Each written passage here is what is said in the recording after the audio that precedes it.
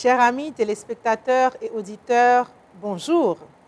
Nous sommes très heureux de vous retrouver aujourd'hui pour notre toute dernière émission de notre série de 4 dans le cadre de la célébration du 150e anniversaire de l'arrivée des sœurs de Saint-Joseph de Cluny, des frères de l'instruction chrétienne et des prêtres que l'on appellera plus tard les prêtres de Saint-Jacques en Haïti. Les 3 premières émissions étaient dédiées au cheminement de ces prêtres religieux et religieuses en Haïti, ainsi que à leur immense contribution à l'édification de la société haïtienne. Mais qui connaît l'Évangile sait que celui qui reçoit doit aussi donner. Haïti a beaucoup reçu de ses prêtres religieux et religieuses. Mais n'est-ce pas le moment du retour ? D'où le thème de notre 4e et dernière émission, Mission Retour. Et pour cela, nous avons avec nous aujourd'hui Sœur Anne-Marie de la congrégation des Sœurs de Saint-Joseph de Cluny. Bonjour Sœur Anne-Marie. Bonjour Martine. Et le Père Othon Étienne des prêtres de Saint-Jacques. Bonjour Père Othon. Bonjour Martine. Donc c'est pour nous un immense plaisir de vous avoir avec nous aujourd'hui sur ce plateau. Mais pour permettre justement à nos téléspectateurs et auditeurs de mieux comprendre le thème de cette dernière émission, débutons donc l'émission avec cette première question. Père Othon, qu'est-ce qu'on entend par mission retour? Merci pour la question qui m'est posée. Et il y a lieu de faire sortir 2 thèmes, à mon avis, dans cette question. Mission et puis retour. La mission, c'est d'abord l'œuvre de Dieu. C'est Dieu qui envoie, Dieu qui appelle. Et dans l'Évangile, le Christ est plus que clair. Comme le Père m'a envoyé, moi aussi, je vous envoie. Ce qui veut dire, la mission, on la reçoit, on ne se la donne pas. Et si on parle aujourd'hui de mission retour, c'est parce qu'il y a d'abord un aller. Et on comprend bien que la mission, c'est un quitter, un départ, un va et aussi un vient. Il y a les 2 mouvements. C'est le mouvement du cœur, systole et diastole. C'est l'inspiration et la respiration. Il y a les 2 mouvements. Alors, quand on part au nom de sa foi, en étant en lien avec une église particulière. Et puis, quand on revient, on est capable aussi d'apporter les fruits de son travail, de son apostolat. Merci beaucoup pour ces précisions, Père Othon. Et ce serait peut-être aussi le moment de demander à Sœur Anne-Marie, elle aussi, comment vous vous sentez, comment vous auriez présenté le thème Mission Retour. Mais comme l'a dit le Père Othon, la mission, c'est un envoi. Un envoi pour un but précis. Je pense que lorsque les premiers religieux, prêtres religieux sont arrivés en Haïti, c'est pour évangéliser. Évangéliser à travers des œuvres bien précises, comme l'enseignement, dans les écoles, les dispensaires, les soins malades. Et bien à travers tout cela, faire passer la bonne nouvelle. C'est pour ça que nous sommes venus. Donc au nom de notre foi, au nom de la foi, nous sommes venus en Haïti, toutes ces congrégations.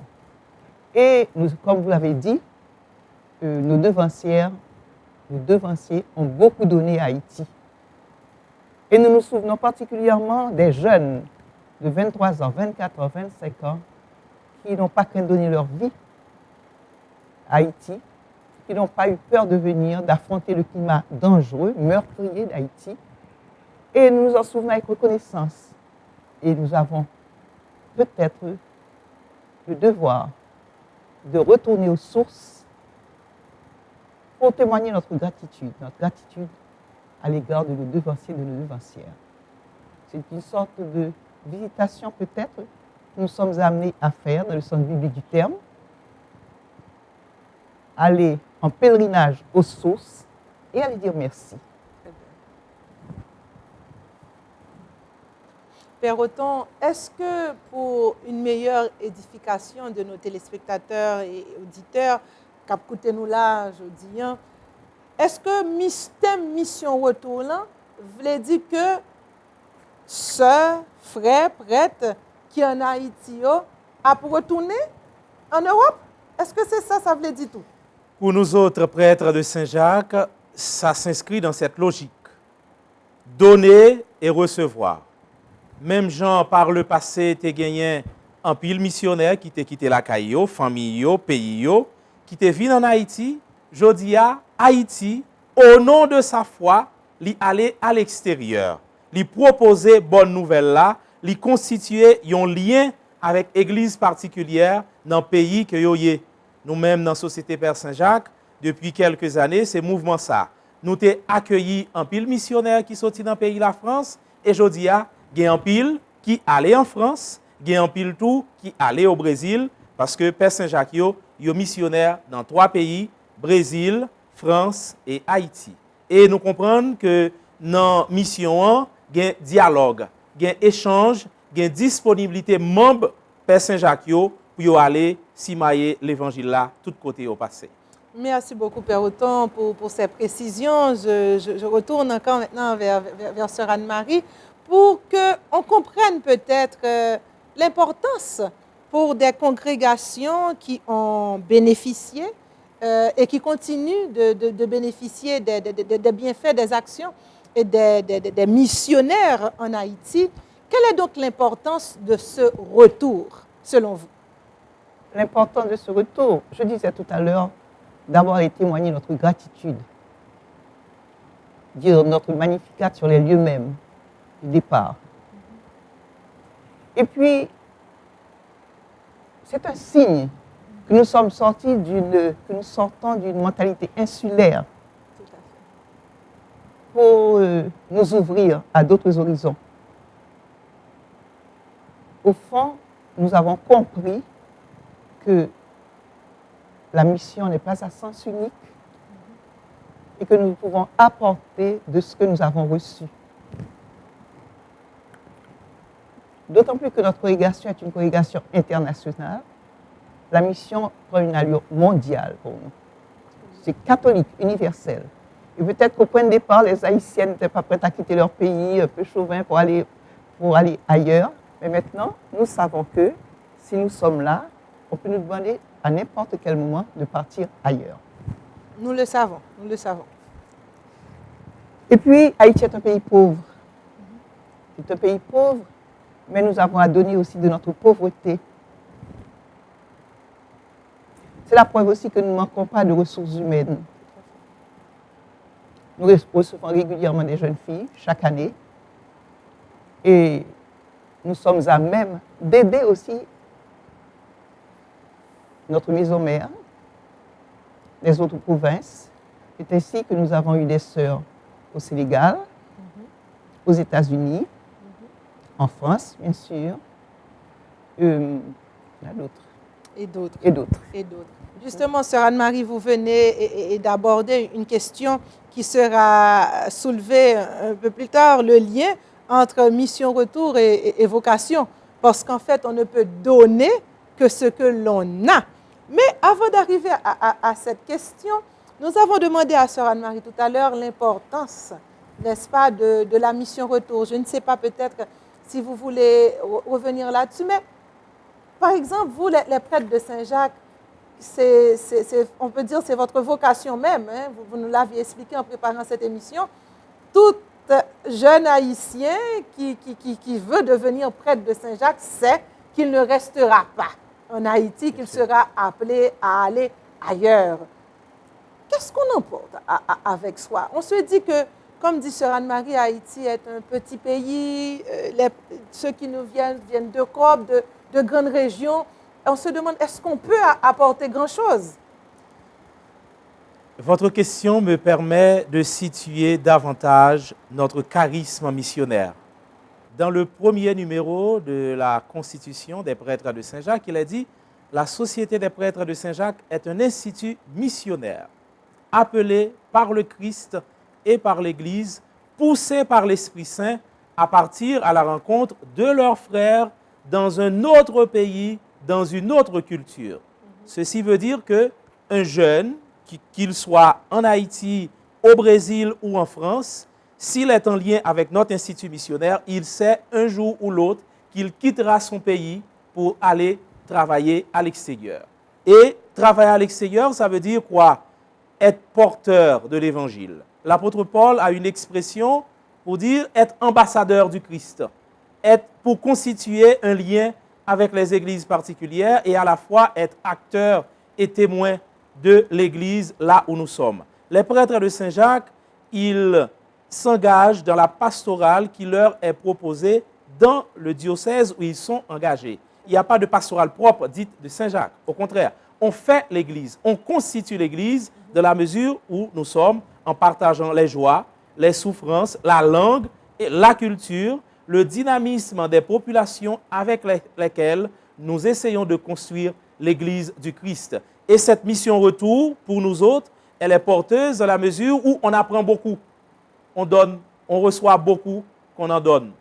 C'est-à-dire que pour certains qui reviennent du Brésil ou de la France, eh bien, ils nous apportent leur sourire, ils nous apportent leur dynamisme et la manière dont ils sont engagés dans la pastorale de ces différentes églises où ils sont insérés. Et pour nous autres, c'est porteur. Vous autres, vous avez été aussi en mission? Vous avez été aussi en mission? D'abord, comme jeune prêtre, et ma première affectation a été le Brésil, de l'année 2002 à 2006. Et ensuite, mission d'études en France, de 2006 à 2010. Et depuis 4 ans, je suis de retour en Haïti.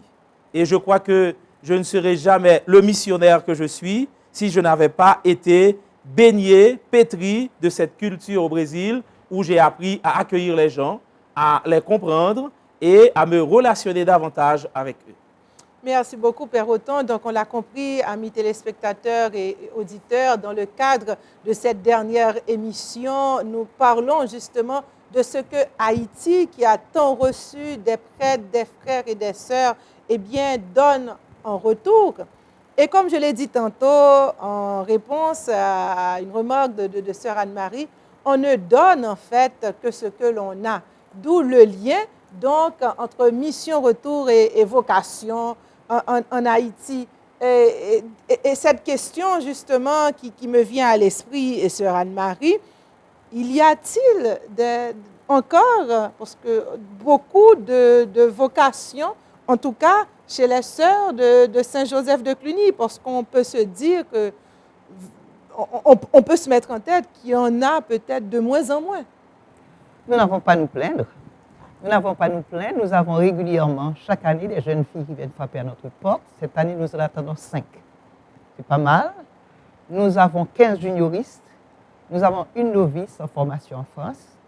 Donc, c'est pour ça que tout à l'heure je disais que nous pouvons donner maintenant de notre pauvreté. Tout à fait. Et puis, que dire encore? Donc, lorsqu'on se met en tête à regarder le monde, on se dit que, bon, peut-être qu'il n'y a pas de vocation, en tout cas comme on en avait avant, mais les sœurs de Saint-Joseph de Cluny arrivent encore à susciter, à trouver des jeunes filles qui répondent à cet appel de Dieu. Oui, peut-être moins qu'autrefois, comme vous dites, parce qu'il y a beaucoup plus de congrégations établies en Haïti. Donc, maintenant, les autres congrégations reçoivent aussi des jeunes filles, ce que nous recevons moins. C'est ça. Ça, c'est sûr. Oui. Si nous avons encore des vocations, il y a encore des jeunes qui répondent. Elles répondent peut-être avec une hésitation. Elles disent, il y a tant de choses à laisser maintenant. Même si elles ont l'appel, ça, elles l'ont dit. Il y a tant de choses à laisser. Oui. Et puis, l'obéissance leur fait peur. Aux jeunes d'à présent, ça leur fait peur. Mais celles qui sont généreuses ont la grâce de répondre à l'appel du Seigneur. Oui. Et du côté de la même question alors pour les prêtres de Saint-Jacques, dont la vocation même est de partir. Bien sûr. Oui. Sœur Anne-Marie vient de dire que pour elles, les sœurs de Saint-Joseph de Cluny, elles n'ont pas à se plaindre. Mais je crois que pour nous autres aussi, dans la mesure où on essaie de canaliser, on essaie d'orienter. Actuellement, au grand séminaire interdiocésain de Port-au-Prince, nous avons 16 séminaristes quand même. Il y a 4 en théologie et 12 en philosophie. Il y a des jeunes qui sont en préparation. Actuellement, en propédeutique, c'est l'année de fondation spirituelle, après la classe de terminale. Et nous en avons 6 jeunes, plus d'autres séminaristes qui sont en France et au Brésil. Au total, nous avons 23 séminaristes, plus une 50aine de jeunes qui participent au groupe de recherche vocationnelle avec qui on essaie de voir clair le discernement s'ils sont appelés à une vocation sacerdotale et religieuse. Ce qui veut dire le nombre est assez bien pourvu encore de nos jours. Alors, si je n'avais pas préparé cette émission avec vous, je serais maintenant surprise de ces réponses, mais comme vous me l'aviez déjà dit, là, la surprise était avant.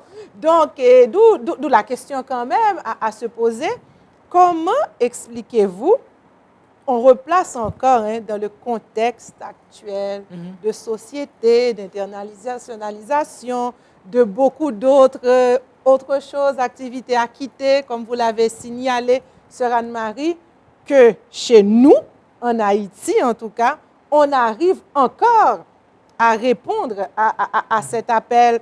Si je dois poser une question un peu plus directe, comment suscitez-vous toujours ces vocations-là? Bon, je ne sais pas si nous suscitons les vocations parce que c'est Dieu qui appelle. Et Dieu continue à appeler.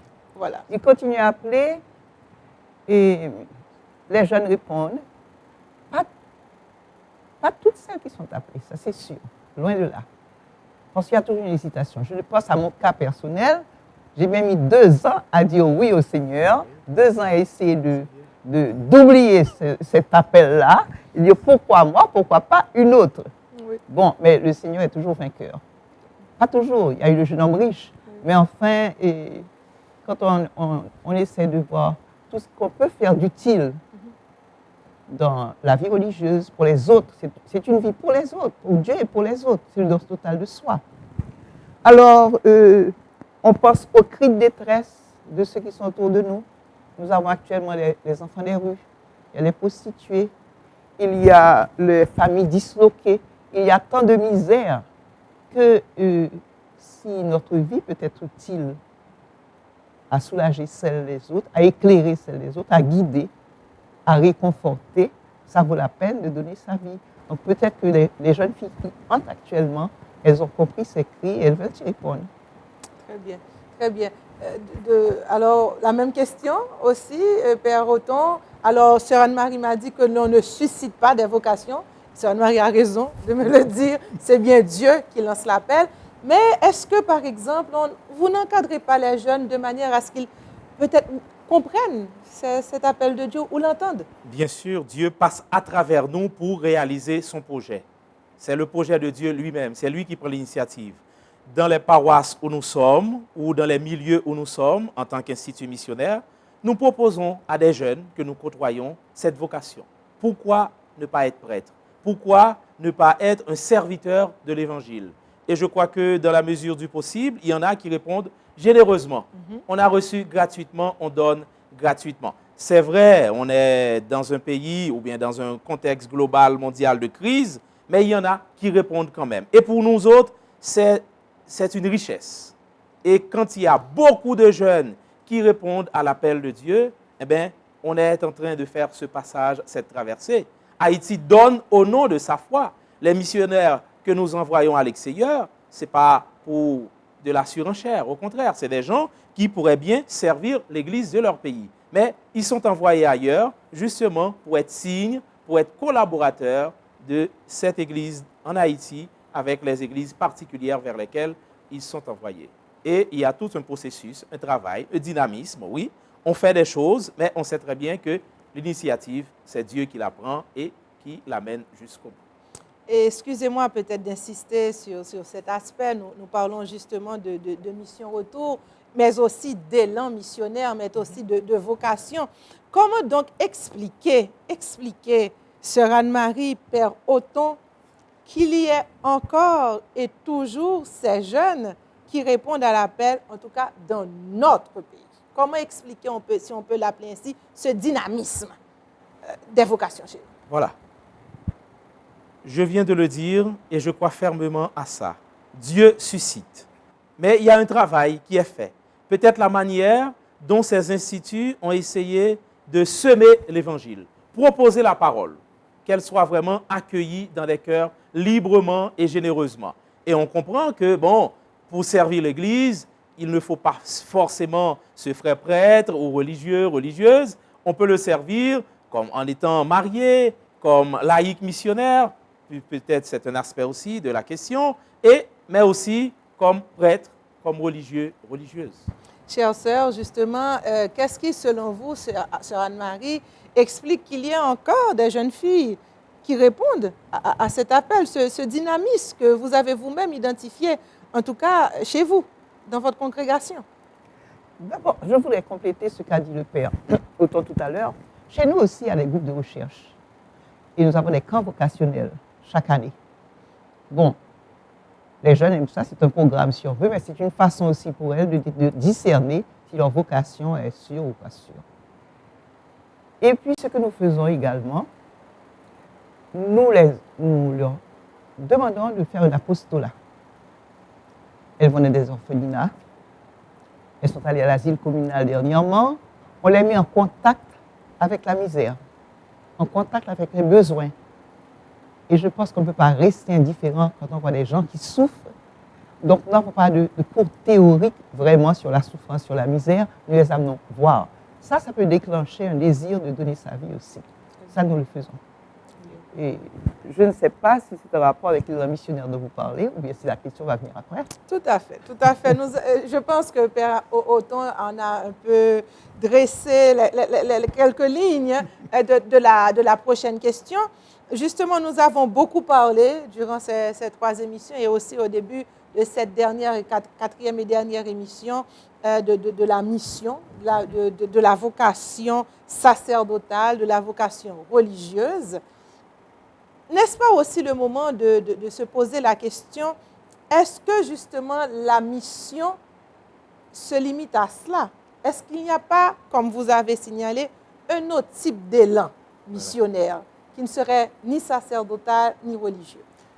Moi, je me rappelle les propos du pape Paul VI qui disait que l'Église, si elle n'est pas missionnaire, elle n'a pas sa raison d'être. C'est-à-dire que le but même de l'Église, c'est d'être missionnaire. Et la mission de l'Église, c'est l'affaire de tous les baptisés. De tous les baptisés. Tous les baptisés sont concernés. C'est le baptême qui fait de nous des missionnaires. Alors, il ne faut pas que ce soit restreint en disant le missionnaire, c'est le prêtre, c'est la sœur, c'est la religieuse. Non, c'est l'affaire de tout le monde. C'est le mouvement, c'est le corps.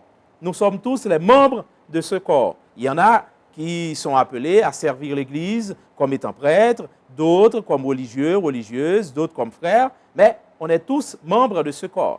Et à mon avis, le laïcat, bien formé, réalise sa mission aussi. On prend l'exemple le plus typique qui me vient à l'idée, c'est la sœur Sainte Thérèse qui n'a pas bougé de son Carmel. Et pourtant, elle est une figure de la mission. Parce que, à trop vouloir faire de la mission quelque chose qui bouge un départ, mais on oublie aussi que cette mission est contemplation. La mission est prière. Et les laïcs qui participent à la prière de l'Église, ils sont aussi missionnaires. Ils participent à partir de leur générosité, la coopération. En Haïti, il n'y a peut-être pas cette forme de missionnaire. C'est des jeunes qui quittent leur pays, une profession, pour être disponibles pendant une année, pendant 2 années, et pour apporter leur quote-part, pour soulager parfois la misère des gens dans les écoles, dans les hôpitaux, etc. Pour moi, c'est le cadre de le dire, que la mission, c'est l'affaire de toute l'Église et non pas forcément des gens qui ont reçu un ministère ordonné ou bien la profession religieuse. Êtes-vous du même avis, sœur Anne-Marie? Oui, je suis du même avis. Et tout commence au baptême. Et depuis notre baptême, nous sommes missionnaires. Mais je voudrais ajouter un autre élément. C'est que nous sommes tous aussi, de par notre baptême, appelés à la sainteté. C'est la vocation commune. Les vocations particulières, c'est la vie religieuse, etc. Mais la vocation commune, c'est la sainteté. Donc nous avons le devoir de nous sanctifier et d'aider les autres à se sanctifier. Et ils le font pour les couples dans le mariage, pour les célibataires, peut-être dans le don d'eux-mêmes, dans des activités caritatives, etc. Et puis pour la vie religieuse, c'est une obligation de la vie religieuse de tendre à la sainteté. Alors, en plus de ça, nous collaborons. Nous collaborons. On ne peut pas reléguer les couples dans le mariage et puis c'est tout. Mais au point de vue éducatif, par exemple, nous avons des professeurs qui nous aident. Et actuellement, nous avons des professeurs, même dans le secondaire, qui font la catéchèse dans les classes. Nous avons aussi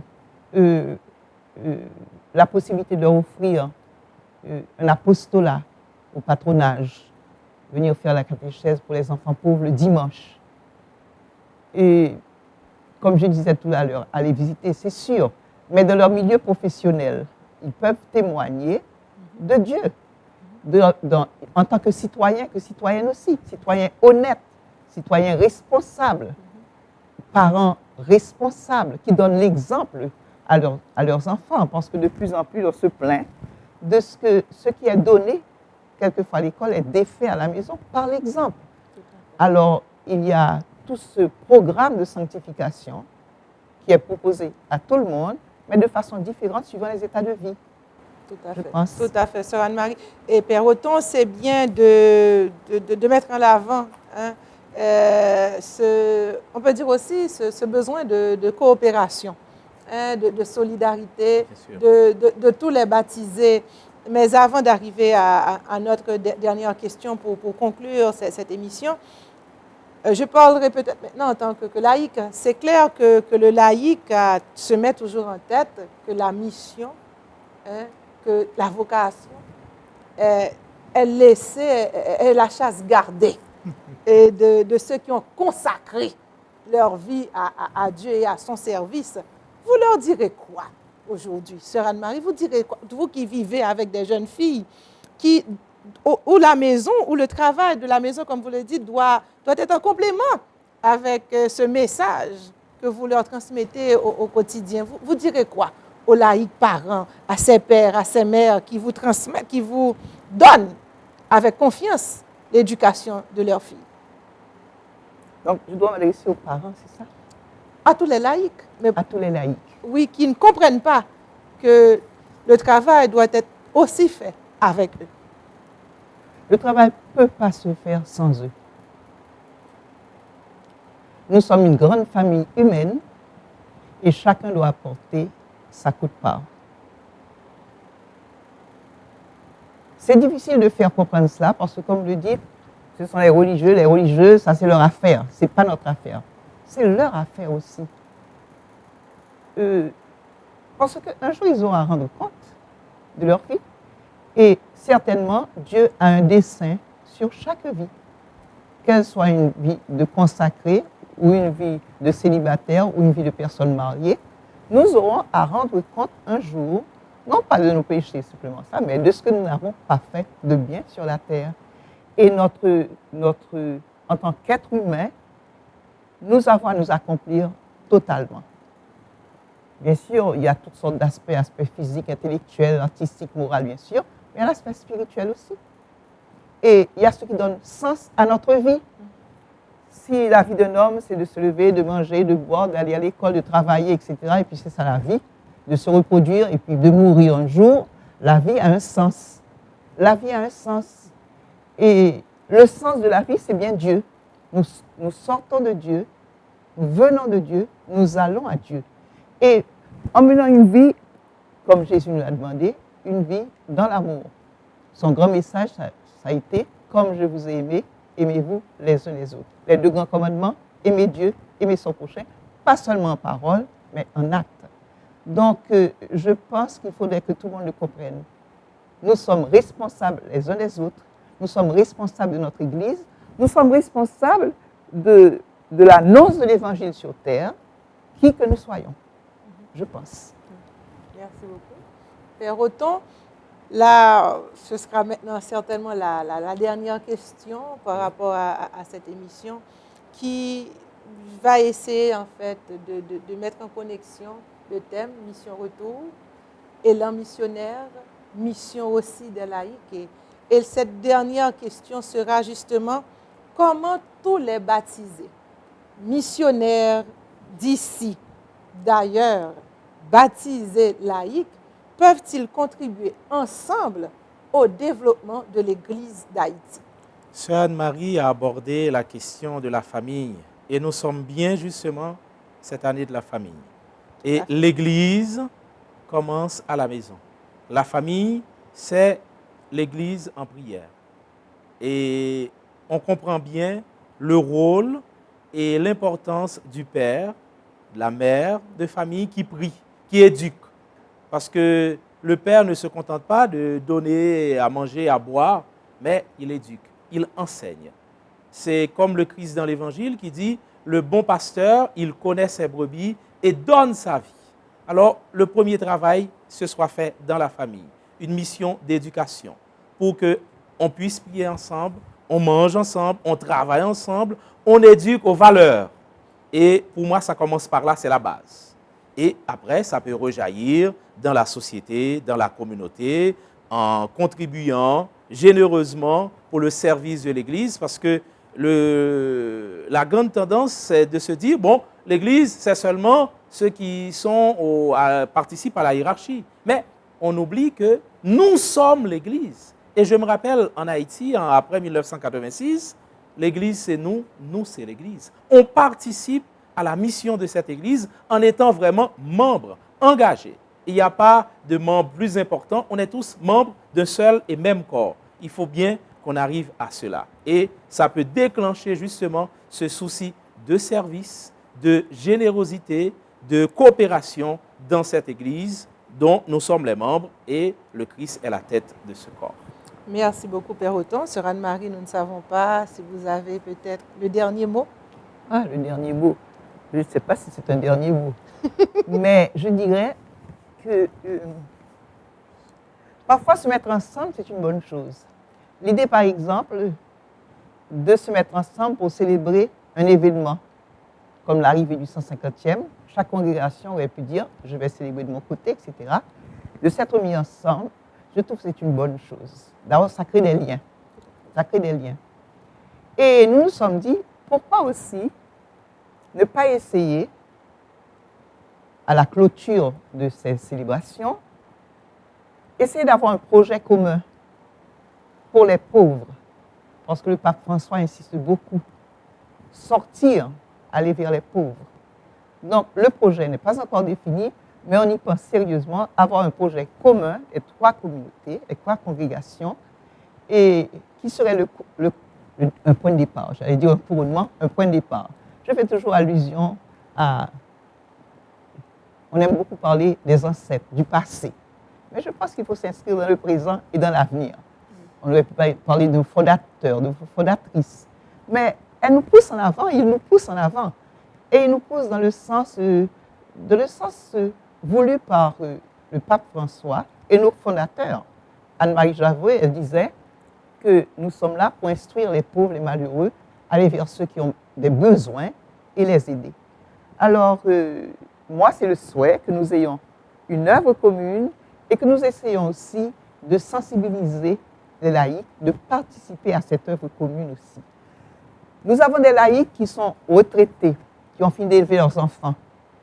Pourquoi ils ne donneraient pas quelques heures de leur temps, quelques week-ends, ou même pendant l'été, une semaine de formation à des jeunes, de leurs compétences, de leurs talents. Ça, ce serait une façon pour eux de participer à l'évangélisation aussi.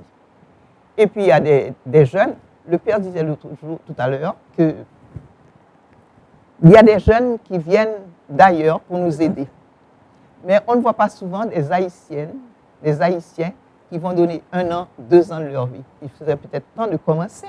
Et pas nécessairement en allant à l'étranger, même en province, dans le pays même. Nous avons aussi le projet de rouvrir notre orphelinat d'une autre façon. Ce ne sera pas à manière ancienne. Mais là aussi, nous aurons besoin d'aide. Nous avons également une maison de retraite aux Orangères, Jacques Mel.